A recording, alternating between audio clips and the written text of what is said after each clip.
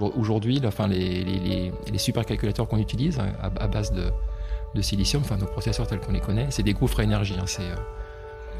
L'énergie du digital, ça émet autant de gaz à effet de serre que l'ensemble du trafic aérien.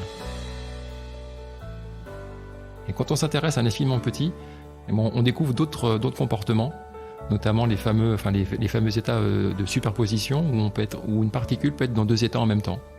C'est le fameux chat de Schrödinger qui était soit mort, soit vivant. C'est le fameux qubit, donc le support de l'information quantique, qui est à la fois soit 0, soit 1. Il peut être les deux en même temps. Et la mécanique quantique a notamment amené des révolutions. D'ailleurs, on parle de première révolution quantique. C'est-à-dire qu'aujourd'hui, c'est grâce à notre compréhension de la physique quantique qu'on a pu fabriquer les transistors. Et les transistors, c'est la base de toute l'informatique moderne. C'est grâce à la mécanique quantique qu'on a inventé les lasers, les GPS et l'imagerie par résonance magnétique.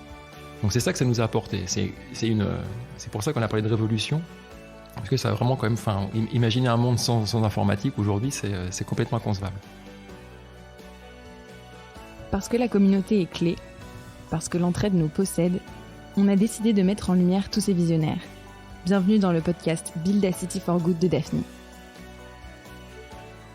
Bonjour à tous, nous sommes ravis de vous retrouver pour un nouvel épisode de Build a City for Good. Aujourd'hui, c'est encore un de nos épisodes hors série que nous enregistrons.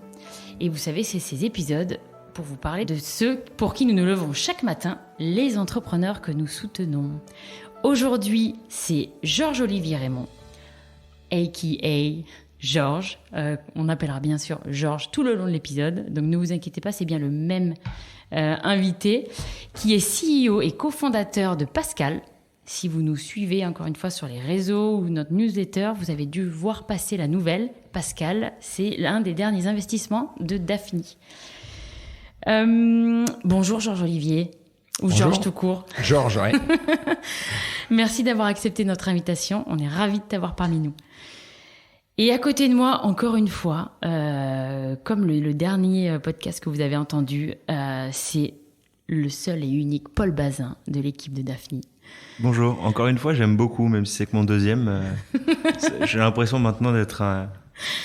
Exactement, c'est un pro. Il est investisseur pour rappel chez Daphne depuis bientôt près de 5 ans. Et je suis ravie de t'avoir avec moi pour enregistrer et pour questionner Georges. Je suis ravi d'être là. Merci Georges. Alors Georges, avant de commencer de parler de Pascal, pardon, j'ai oublié un truc très important. Cette levée qui a été annoncée il y a une semaine, donc pour nous, peut-être que l'enregistrement ne sera pas... Mais bon, à peu près, d'un montant de... 25 millions. Merci. En tout. Généralement, j'attends que Paul... généralement, c'est ton moment, Paul. Aux côtés de, attention, Cantonation, qu'on connaît bien et qu'on salue, BPI via le fonds Innovation Défense, Runa Capital et Eni. Si je n'ai oublié personne, on est bon. Et bien sûr, Daphne. On n'est pas là pour rien. Alors, Georges, on commence. Avant de parler de Pascal, on voulait avoir des petites infos sur toi, à savoir qui es-tu, d'où tu viens, est-ce que tu es sportif, est-ce que tu as des frères et sœurs, où tu as passé tes vacances. Quel est l'homme qui se cache derrière le cofondateur de Pascal, avant de parler de ton côté entrepreneur? J'ai 45 ans, j'ai une sœur. Je suis quelqu'un qui aime bien être dehors, de manière générale. Donc, soit pour faire du sport, soit pour me promener. Être dehors et changer de paysage, souvent. Et le sport, c'est un bon moyen d'y arriver. Donc, j'en faisais beaucoup. Donc, avant de me lancer dans l'aventure Pascal, j'en faisais pas mal. Bon, c'est un peu calmé, mais ça reste... Ta plus grosse, c'est quoi? C'est le vélo, donc on le sait. Et ta plus grosse performance? Ma plus grosse performance, celle que j'aime bien me souvenir, c'est le Grand Raid, la Diagonale des Fous à La Réunion, qui était en 2015. Ah oui. Une année phare. Est-ce qu'on peut avoir un peu plus de précision? C'est ça. La distance et le temps parcouru? C'est 164 km qu'on fait en une seule traite. C'est 10 000 mètres de dénivelé. Et après, ça dépend. Les meilleurs mettent 24 heures. Je crois que le temps éliminatoire, c'est autour de 60 heures. Et moi, j'avais mis 37. Et évidemment, parce qu'on parlait de vélo, il l'a fait à pied. Hein.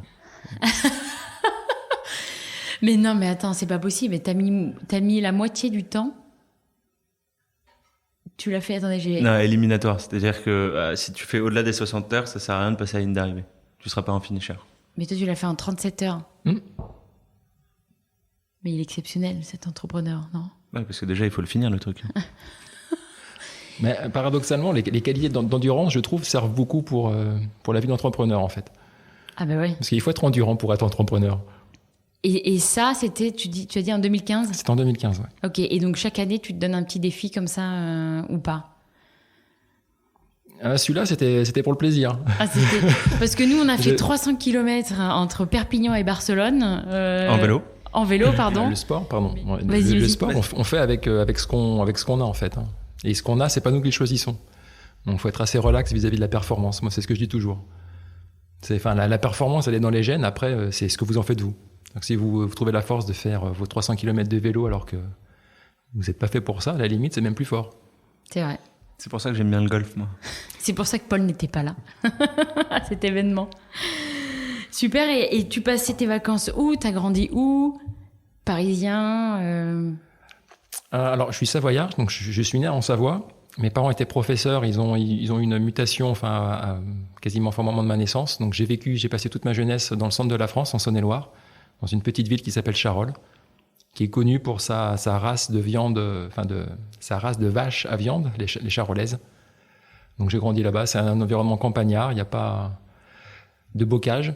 Il y a beaucoup d'élevage. Et mes vacances, je les passais en Savoie, à Chambéry, où j'allais voir mes cousins et mes grands-parents. Génial. Mais qu'est-ce qui t'a fait aller vers la physique quantique? Qu'est-ce qu'un homme comme toi qui aime être juste dans la nature, dehors, s'est dit, tiens, je vais aller m'enfermer dans un laboratoire à faire de la recherche fondamentale? C'est une bonne question vue comme ça.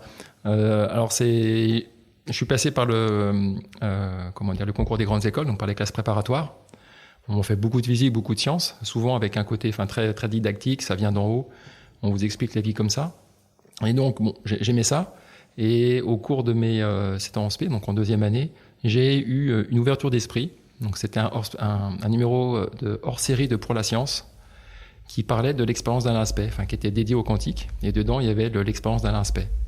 Et donc, j'avais lu ce hors-série. Et là, j'avais été vraiment, choqué par ce que je lisais, que c'était très différent de ce que j'apprenais dans mes cours de physique, qui sont des cours de physique très classiques, où on me parlait de photons uniques ils se coupent pas en deux, mais un photon unique qui arrive sur une lame où il est censé être coupé en deux. Mais en fait, qu'est-ce qui se passe? Et c'est très intriguant, ça m'a intrigué. J'en ai parlé à ma professeure à l'époque, qui m'a gentiment, donné quelques clés. Et après, c'est ça qui a guidé mes choix pour la suite. Mes choix d'école, mes choix d'études, et qui fait que je me suis enfermé dans un laboratoire. Donc tu voulais en fait déjà travailler avec Alain Aspect? Oui. Donc c'est la consécration finalement de m'avoir en cofondateur de Pascal. Évidemment, on le salue. Mais c'est assez incroyable parce que l'école d'ingénieur que j'ai choisie, c'est la seule qui fait de la physique quantique. Et il se trouve que c'est elle aussi qui hébergeait le laboratoire d'Alain Aspect. Donc quand j'ai découvert ça, j'étais ravi. Et il se trouve qu'après, Alain Aspect devient aussi même cofondateur de Pascal. Génial. Et alors, avant de commencer de rentrer, tu as déjà parlé d'utiliser des mots... on va essayer d'utiliser des mots simples. Parce que la physique quantique ou la technologie quantique, il faudrait que tu nous fasses un petit cours pour les nuls et que tu nous dises et que tu te mettes un peu à la hauteur des auditeurs peut-être qui ne connaissent pas. Ou, pardon, pour ceux qui connaissent. Mais est-ce que tu pourrais nous dire c'est quoi la technologie quantique? Donc la mécanique quantique, c'est un phénomène qui va se manifester quand on va s'intéresser aux particules uniques. Donc c'est le monde de la petite échelle. Et c'est des comportements qui sont extrêmement contre-intuitifs, parce que dans le monde dans lequel on vit, il est classique. Il y a c'est des grosses particules, il y a beaucoup d'atomes qui interagissent entre eux. Et donc tout ça, ça aboutit à un comportement quantique, classique, parce qu'il y a beaucoup trop d'interactions en fait. Et c'est le monde qu'on connaît tous les jours, auquel on est habitué. Et quand on s'intéresse à un infiniment petit, on découvre d'autres comportements, notamment les fameux états de superposition où une particule peut être dans deux états en même temps. C'est le fameux chat de Schrödinger qui était soit mort, soit vivant. C'est le fameux qubit, donc le support de l'information quantique, qui est à la fois soit 0, soit 1. Il peut être les deux en même temps. Et c'est ce monde d'étrangeté qu'on a du mal à appréhender, qui est totalement contre-intuitif. Parce que si vous voulez, quand on s'intéresse à une seule particule, bon là, elle est superposée, elle est à la fois dans 0 et dans 1, on a envie de dire, ok, bon, peut-être, je peux comprendre ça. Vous faites la même chose maintenant avec deux particules. Donc ça, c'est l'expérience d'Alain Aspect, donc je suis très content de pouvoir la recaser ici. Et ben, ça marche aussi. Donc la particule peut être aussi superposée. Et ça a des conséquences très marrantes. C'est-à-dire que si vous avez deux particules qui sont dites intriquées, et si vous, avec votre observable, vous regardez qu'une seule des deux particules, vous allez avoir vous allez observer quelque chose de purement aléatoire. Vous allez faire des mesures qui sont complètement aléatoires. Vous regardez l'autre particule, mesure aussi aléatoire. Donc vous avez l'impression que devant vous, vous avez un état qui est indéterminé, qui est aléatoire. Mais si maintenant vous vous intéressez aux corrélations entre les deux particules, c'est-à-dire que si vous mesurez l'état d'une particule par rapport à l'état de la deuxième particule, vous allez vous rendre compte que c'est parfaitement corrélé. C'est-à-dire que vous pouvez prédire le résultat avec 100% de précision. Donc on a à la fois un état qui est purement aléatoire et en même temps entièrement déterministe. Et c'est ça qui est fou. C'est bon, Ali? Attends, il va falloir que je réécoute le podcast plusieurs fois. Pour ceux qui sont arrivés jusqu'au bout de la définition de Georges, qui était super claire, merci beaucoup. N'hésitez pas à nous envoyer un petit message. Voilà, mais... Juste pour ceux qui veulent en savoir plus, évidemment, n'hésitez pas directement à demander à Georges. À Aurélie. Ou à Aurélie. Plus de précision, je crois que Pascal recrute en ce moment. Mais du coup, comment Pascal s'inscrit là dans cette technologie, tout ça? Parce que donc ça existe depuis très longtemps. Alors, paradoxalement, c'est pas si vieux que ça. Donc, enfin, la mécanique quantique, les bases théoriques ont été posées au début du XXe siècle. Après, il y a eu des premières expériences qui ont eu lieu assez rapidement, mais on voit que ça prend quand même du temps parce que les premiers pas de la mécanique quantique, c'est l'année 1920, et l'expérience d'Alain Aspect, c'est 1980. Oui. Donc ça donne quand même une échelle du temps. Bon, entre-temps, les gens ont fait des choses, hein, et la mécanique quantique a notamment amené des révolutions. D'ailleurs, on parle de première révolution quantique. C'est-à-dire qu'aujourd'hui, c'est grâce à notre compréhension de la physique quantique qu'on a pu fabriquer des transistors. Et les transistors, c'est la base de toute l'informatique moderne. C'est grâce à la mécanique quantique qu'on a inventé les transistors, les lasers, les GPS et l'imagerie par résonance magnétique. Donc c'est ça que ça nous a apporté. C'est pour ça qu'on a parlé de révolution, parce que ça a vraiment quand même, imaginer un monde sans informatique aujourd'hui, c'est complètement inconcevable. Et aujourd'hui, 100 ans après les premières découvertes, on se rend compte qu'on peut exploiter d'autres propriétés quantiques, ces fameux états superposés, ces fameux états intriqués, pour aller encore plus loin, pour déclencher ce qu'on va appeler une deuxième révolution quantique, qui va être celle du calcul. On va utiliser ces principes complexes de superposition et d'intrication pour faire du calcul de manière plus performante que les processeurs classiques. Et donc qu'est-ce que ça a pu... Donc tout ça c'est mis dans un ordinateur. Enfin, ça s'appelle le quantique. C'est forcément dans un ordinateur. On peut rentrer dans les détails, mais là, dans ce cas-là, je pense qu'il nous faudra un podcast de 2 heures et pas de. C'est un processeur qu'on fabrique. Ça sera un processeur. Il faut imaginer que le calcul quantique, on est un petit peu au même stade que l'informatique classique dans les années 50 ou 60. On commence à faire les premiers calculateurs. Alors c'est gros. On ne sait pas encore bien à quoi ça peut servir, mais on entrevoit clairement que les applications derrière sont immenses. Ouais, parce qu'on est dans la théorie là. Est-ce que tu aurais quelques cas pratiques qui sont inconcevables avec la puissance de calcul aujourd'hui et qui pourront être cassés ou avec l'ordinateur quantique, avec la technologie quantique? Je pense à tout ce qui a été découvert de nouveaux matériaux. Les matériaux que la nature nous donne, elle a des propriétés, on peut pas agir avec. Et en fait, elles sont, si on s'intéresse à ces propriétés au niveau microscopique, on va se rendre compte que elles sont créées par des phénomènes quantiques complexes de type corrélation. Et donc, comme c'est complexe, c'est hors de portée de la simulation numérique classique. On ne sait pas le faire. Donc, on se contente d'utiliser les matériaux qu'on a à disposition. Avec un ordinateur quantique, on va pouvoir comprendre plus finement ces effets-là. Et une fois qu'on les comprend, on met à disposition notre compréhension pour venir faire de l'ingénierie et inventer des nouveaux matériaux. Et ça, c'est une des promesses du calcul quantique. Donc, quand je pense à inventer de nouveaux matériaux, ça peut être des batteries pour les voitures qui soient plus performantes. Donc les matériaux, En fait, c'est toute la simulation aussi moléculaire, donc la pharma, trouver des nouveaux médicaments, faire les simulations, voir comment ça interagirait. Donc, tu parlais aussi tout à l'heure d'avoir le réchauffement, de lutter contre le réchauffement climatique parce que tu utilises moins de puissance de calcul, mais ça permettrait aussi de savoir comment capter le carbone. Oui, alors il y a un double effet, tout à fait. Alors c'est un moyen de calcul qui est extrêmement performant, qui permet d'aller concevoir des nouveaux avions qui consomment moins d'énergie, de mieux distribuer l'énergie. Parce que la distribution de l'énergie, on ne s'en rend pas compte, mais c'est un vrai casse-tête. Entre une demande qui varie très rapidement et une production qui est...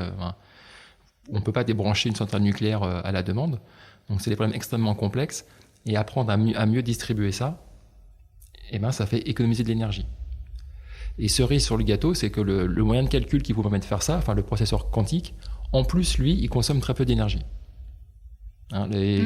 Aujourd'hui, les supercalculateurs qu'on utilise à base de silicium, nos processeurs tels qu'on les connaît, c'est des gouffres à énergie.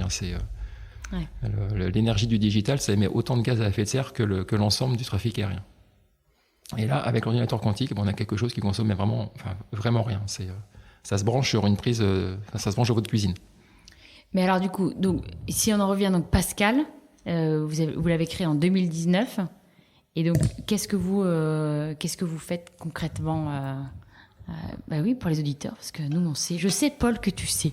Non, mais c'est une très bonne question. Après, voilà. Qu'est-ce que le quantique? Qu'est-ce que Pascal? Oui. On résout ces problèmes pour nos clients. C'est par exemple ce qu'on a fait avec EDF, qui est venu nous voir avec un problème bien particulier. Et on résout ces problèmes grâce aux technologies quantiques, et en particulier celles qu'on développe à Pascal. Donc on fabrique notre propre processeur, on a la maîtrise complète de la technologie, de ce qu'on peut faire avec, mais on développe aussi les applications. C'est-à-dire qu'il faut voir j'aime bien utiliser l'image de quelque part, c'est un peu prétentieux, mais de l'Apple, de l'informatique quantique, au sens ils font leur processeur et en même temps ils font les logiciels qui marchent dessus. Que ça permet que ça marche bien d'une part, et puis mais moi je trouve que c'est là où c'est plus intéressant, c'est d'aller vers les côtés applicatifs. Et pour ceux qui nous écoutent, qui connaissent un petit peu le quantique, ils auront sûrement entendu parler de IBM, de Google, de Rigetti, ils ont un peu regardé, d'IQM en Europe. Pourquoi, selon toi, on a choisi Pascal? C'est notre technologie, c'est qu'on peut faire mieux que tous ces gens réunis, grâce à la technologie de Pascal. Donc alors, on peut rapidement en discuter, je vais essayer de ne pas être trop technique. Donc pour faire du calcul quantique, il faut arriver à isoler une particule individuelle pour qu'on puisse voir son comportement quantique. Et les particules qu'on a choisies à Pascal, c'est des atomes. Donc on prend des atomes neutres et on va venir les contrôler avec des faisceaux laser. C'est ça, c'est vraiment notre savoir-faire. Et ça va amener deux avantages. C'est que le premier, c'est qu'on n'a pas besoin de fabriquer ces atomes. C'est la nature qui les fait pour nous. Donc ça a comme conséquence qu'on n'a pas besoin d'avoir de moyens de production ou de fabrication qui, sont extrêmement coûteux, qui sont durs à mettre au point et qui en plus peuvent introduire des erreurs. Nous, nos qubits, ils sont tous identiques. On n'a pas besoin de les calibrer. Et le deuxième gros avantage, c'est que on n'a pas besoin de les refroidir. Ce sont on travaille à température ambiante. On travaille à température ambiante, et ça c'est un gros différenciant par rapport aux autres technos, donc celles de Google, d'IBM ou de Rigetti, qui eux utilisent des atomes artificiels, qui vont reproduire le comportement d'un atome. Et les inconvénients qui viennent avec, c'est il faut les fabriquer, et c'est dur de faire aussi bien que la nature. Et deuxièmement, il faut refroidir à des températures cryogéniques. Donc concrètement, il faut un gros frigo. Et puis en plus, plus vous mettez de particules, plus le frigo devient gros et complexe et cher à construire. Alors qu'avec la technologie Pascal, on fait tout par la lumière, donc on coupe les faisceaux en quatre comme les cheveux. Et ça, il y a plein de méthodes pour y arriver, et on sait maîtriser ça, et donc ça permet de ce qu'on appelle passer à l'échelle, donc manipuler beaucoup de particules en même temps, et c'est ça qui va donner la puissance du calculateur à la fin. Et donc aujourd'hui, vous êtes combien ? On est 25.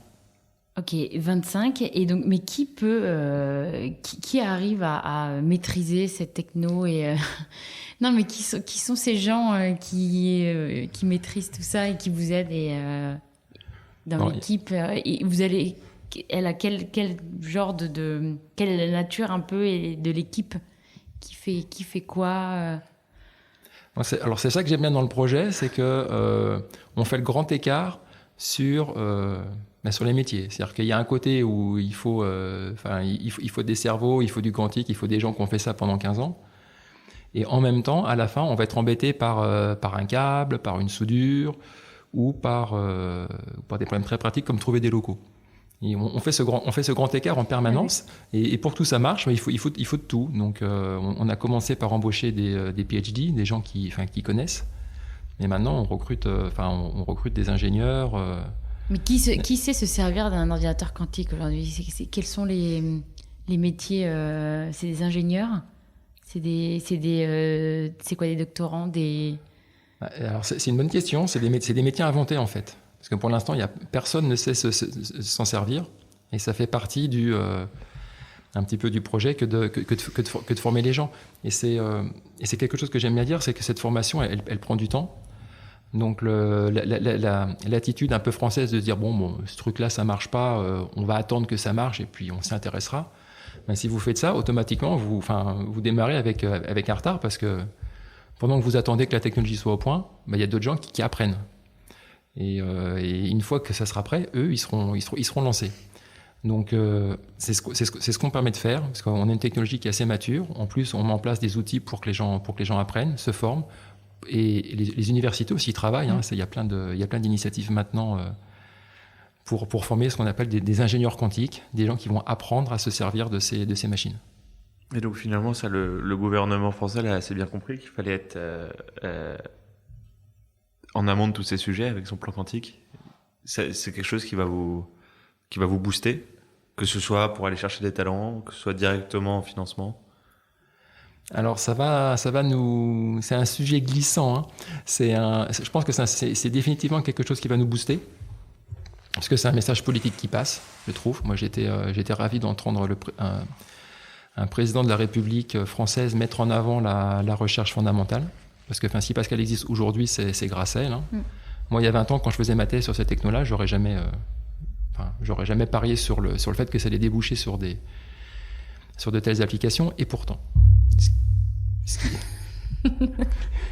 Ce qui montre que la recherche fondamentale, c'est clé, et de l'entendre dans la bouche d'un président, moi j'ai trouvé ça génial. Ça fait passer un message à tous les Français, et pour moi c'est un côté fédérateur.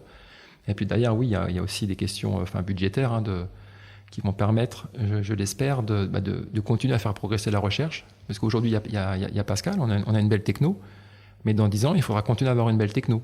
Donc ça veut dire qu'il faut falloir qu'on continue à faire de la recherche, qu'on continue à progresser pour être toujours devant. Parce que les concurrents, ils progressent aussi. Du coup, c'est quoi l'horizon un peu de développement? Parce que moi, je vois avec nos startups ou celles avec qui on a un peu plus, où je suis plus familière, on va dire, on a l'impression que c'est plus rapide en termes de développement ou même en termes de secteur. La maturité a l'air ça a l'air d'être des secteurs un peu plus matures.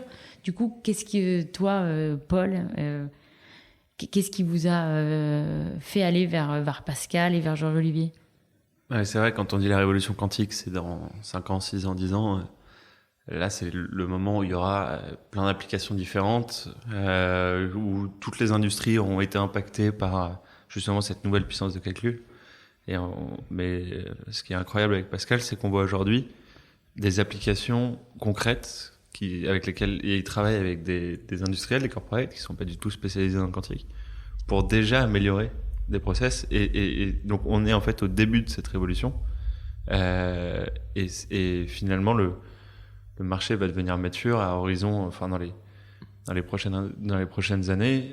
Ça ne veut pas dire que les ordinateurs quantiques résoudront tous les problèmes du monde et que l'ordinateur traditionnel sera obsolète, mais ça veut dire qu'il va y avoir des applications concrètes beaucoup plus tôt que ce qu'on a dans l'imaginaire collectif du quantique, c'est le futur, c'est pas le présent. Oui, pas mieux. Je pense que c'est un message à faire passer, c'est que c'est plus de la science-fiction l'ordinateur quantique. Il y a maintenant suffisamment de preuves de concepts qui ont été démontrées, qui prouvent vraiment que les concepts que les scientifiques avaient imaginés il y a quelques années, maintenant ils marchent.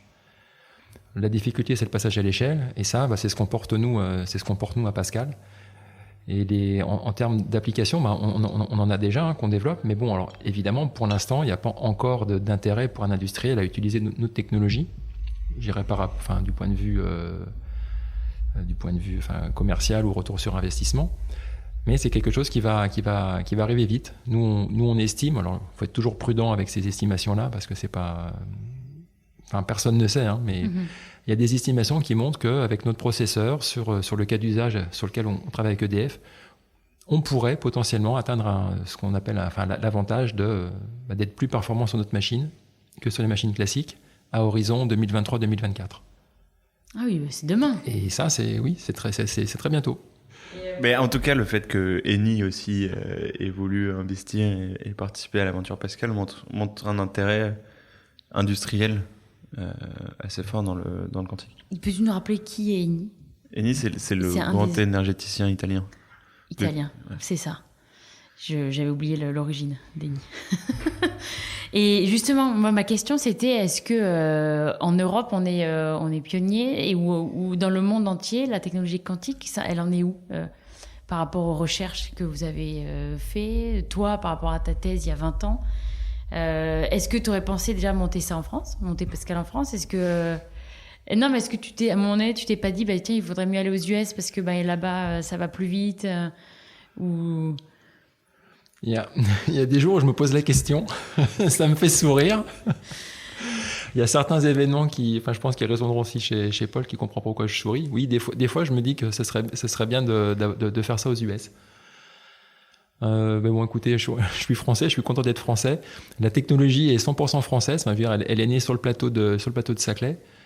Et c'est, on peut en être fier, quoi. On peut en être fier. On continue à être devant. Et c'est pas facile parce que la concurrence, elle est rude. C'est vraiment des thématiques qui excitent tous les pays. Et il y a des sommes monstrueuses d'argent qui sont débloquées sur le sujet. Et la technologie française arrive encore à rester devant. La chose que j'aime bien dire aussi, c'est que sur ce sujet-là, ce sont les Américains qui nous ont suivis. Les premiers qui sont lancés, ce sont les cofondateurs de Pascal, à l'Institut d'optique, qui ont fait ça. Et quand les gens ont vu que ça marchait, ils ont commencé à se dire ça vaut le coup. Et ce que j'aimerais réussir, ça, je pense que dans l'histoire, ça s'est déjà vu.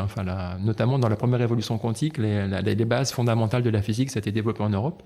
Et après, c'est les États-Unis qui ont fait le marché et qu'on ont tiré les profits économiques. Bon, si on pouvait s'arranger pour que ça soit un peu différent ce coup-là, moi je serais assez content. On serait fiers, nous aussi. Et puis il y a aussi des enjeux de souveraineté, je pense, sur ces technologies, parce que si on parle aussi de sécurité informatique, toutes les sécurités qu'on a aujourd'hui, le WPA2 ENCO est très facilement dans le futur cassable par le quantique, et donc je pense qu'il va falloir un acteur européen de premier plan qui soit capable de produire du hardware quantique. Et c'est là où aussi Pascal a peut-être une chance d'être en Europe plutôt qu'aux États-Unis ou sur des où il y a des acteurs qui mettent qui investissent des montants astronomiques qu'on va aller chercher évidemment. Oui, et on va les trouver aussi, il n'y a pas de raison. Il n'y a pas de raison, non. Est-ce qu'il y en avait des choses à rajouter ? On est bientôt dans le... J'espère que les auditeurs, vous avez tout compris. Si ce n'est pas le cas, aurélie@daphne.com. En tout cas, c'est passionnant parce que en fait, on a l'impression qu'on parle pas de quelque chose de réel. En fait, on a l'impression que c'est pas vrai. C'est vrai que c'est de la science-fiction, comme tu disais, Et en fait, it's really happening. Donc, on est ravis en tout cas de faire partie de vos investisseurs. On est ravis de vous soutenir. Je parle pour les board members chez Daphni, mais voilà, je pense que c'est vrai. Je pense que Paul, tu l'as dit. À Georges, je pense que Georges aussi, j'espère que tu es content d'avoir Daphni à ton board. Oui, très content. Je suis très content d'avoir des investisseurs français qui ont su comprendre les opportunités qu'il y avait derrière ces marchés-là et de dépasser un peu les habitudes qu'on peut avoir en France, de se dire ça marchera jamais, attendons. Et on est toujours ravis d'investir dans des nouvelles sociétés qui ont énormément d'ambition et qui veulent révolutionner un marché. Mais des sociétés comme Pascal qui ont un potentiel aussi gigantesque, on n'en croise pas tous les matins. Et pourtant, on voit 2500 dossiers par an, même plus que ça. Donc évidemment, on est ravis et surtout ultra excités par le chemin qui se dresse devant Pascal. Et justement, donc cette levée de 26 millions... 25. 25. Parce que ils sont beaucoup trop honnêtes. Chez Pascal, ils jouent pas le jeu des startups à mettre la dette, les subs et tout. Ils ont levé 25, ils annoncent 25. On n'a pas l'habitude, mais voilà. En plus de ça, ils sont honnêtes. Oh là là, ils sont parfaits. Donc tout ce qui est dans ce podcast est vrai. Donc, est-ce que tu peux nous dire les next steps? Est-ce qu'il y a vous recrutez? Il y a peut-être des messages à faire passer. À quoi va servir cette levée? À quoi elle sert? Et avant qu'on se quitte. Oui, alors le recrutement, j'insiste dessus, oui, on recrute. Donc je m'adresse à tous les ingénieurs et les ingénieurs à venir postuler chez nous. Construire un ordinateur quantique aujourd'hui, c'est vraiment, pour moi, c'est le défi le plus excitant qui peut exister pour un ingénieur. C'est-à-dire qu'il faut pousser toutes les technologies au maximum, quasiment sans compromis. Donc c'est un défi, technologique de tous les jours. C'est une occasion pour changer, pour révolutionner notre économie, notre monde. Moi, je compare ça souvent à la conquête spatiale. C'est un peu, on est un peu dans ce domaine-là. Donc, si vous vous sentez un peu pionnier et que la techno ça vous passionne, venez travailler chez nous. On a plein de postes ouverts et on recrute sur tous les métiers. Et vous êtes basé à Palaiseau. À Palaiseau, oui. C'est ça. Très bien. Et quoi d'autre? Là, les projets, projets à court terme, on va dire, ou donc recrutement, amélioration. On continue à avancer sur la technologie. Recrutement, construire les machines. Ouais. On en a pas mal à construire. Et puis, il y en a déjà une qui est en train de devenir opérationnelle. Et ce qu'on fait en ce moment dessus, c'est implémenter le fameux cas d'usage d'EDF. Donc vraiment à l'échelle qu'on sait faire aujourd'hui, mais ça serait je pense, le premier cas d'usage application industrielle traitée de bout en bout, c'est-à-dire un problème apporté par un industriel avec des données du terrain, traité théoriquement, mise en forme du problème, développement des algorithmes qui vont bien, jusqu'à l'implémentation sur une machine. Je crois que ça serait une première. Mais donc là, tu as une machine qui tourne. Ce que tu nous dis, c'est que tous les industriels qui se retrouvent confrontés à des problèmes concrets, qui t'appellent, tu as peut-être leur solution. Oui. Non, parce qu'on reste investisseur et on aime bien avoir un peu de chiffre d'affaires. Alors, on sait qu'avec Pascal, ça va pas arriver tout de suite. Mais sait-on jamais. On en a déjà. Et en plus de ça, ils font plus de chiffre d'affaires que certains de nos investissements. Bah écoute, merci Georges. Avant de te quitter, on a quelques questions à te poser. Et des petites questions pour finir l'interview. Et qui sont, qu'est-ce qui t'empêche de dormir la nuit? Pascal, c'est dur de couper. Donc des fois, il y a des problèmes quand on est dans une levée de fonds et qu'elle est perturbée. C'est pas facile de trouver le sommeil. Pas bien ça, Paul, ils s'y dorment pas. C'est pas nous qui l'avons perturbé, je tiens juste à le préciser. Est-ce que tu as un plat phare que tu adores cuisiner? Quelque chose Alors j'ai un plat que j'adore manger, c'est les pâtes. Petit indice pour la vidéo, les deux mensonges, les deux vérités et un mensonge. Ça se retrouve, oui, c'est vrai. Non mais j'adore les pâtes, je pense que je pourrais manger que ça. Une sauce en particulier? Pâte nature, au beurre? Sans fromage? Les pâtes, sous n'importe quelle forme. Pas trop de beurre, mais ouais. Et enfin, une autre, ton cocktail préféré? Mon cocktail préféré, c'est quelque chose avec du rhum. Je n'ai pas d'idée en tête, mais avec du rhum, ça rappelle, ça rappelle les vacances, ça rappelle les tropiques, les îles paradisiaques, l'île de la Réunion.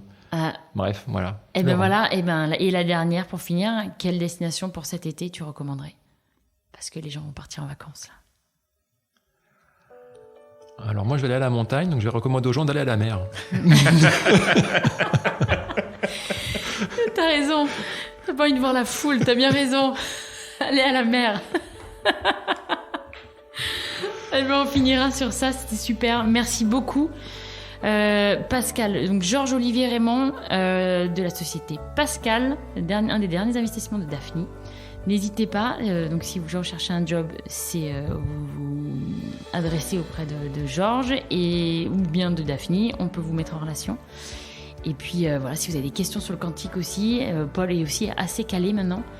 Et Georges a moins de temps, c'est vrai, hein, mais nous on pourra vous donner plus d'informations. Voilà, j'espère que vous avez apprécié ce petit moment. Georges, merci encore. Merci à vous, c'était super. Merci Georges. Et Paul, un grand moment aussi en tant que co-host, merci beaucoup. Hein. Vivement le prochain. Avec plaisir. Allez, à bientôt. Au revoir.